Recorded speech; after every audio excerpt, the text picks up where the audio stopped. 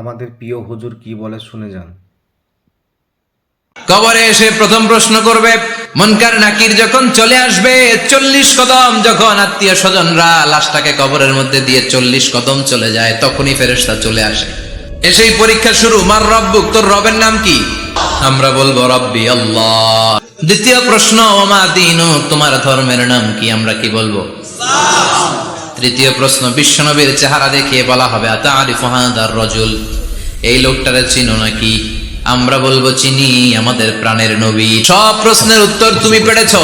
ফায়ুফসাহু লাহু কবরুহু 70 যিরান, আপনার কবরটারে 70 হাত লম্বা করে দেয়া হবে। ওয়ায়ুফতাহু লাহু বাবুন ইলাল জান্নাহ, আপনার কবর থেকে জান্নাতের দিকে দরজা খুলে দেয়া হবে।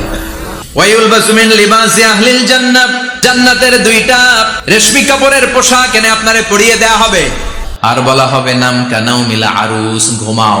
তোমাকে লম্বা সময় পাড়ি দিতে হবে, ঘুমাও। কানাউমিল আরুস, যেমনি বর বাসর রাতে আরামসে ঘুম দেয়। কিয়ামতের জন্য ইসরাফিলের সিংহায় যে ফুৎকার আছে, ওই ফুৎকার ছাড়া কোনো কিছুই তোমার ঘুম ভাঙাতে পারবে না। আল্লাহ, আমরাও যেন 4টা প্রশ্নের উত্তর দিয়ে লম্বা একটা ঘুম দিতে পারি, পড়ে না আমিন।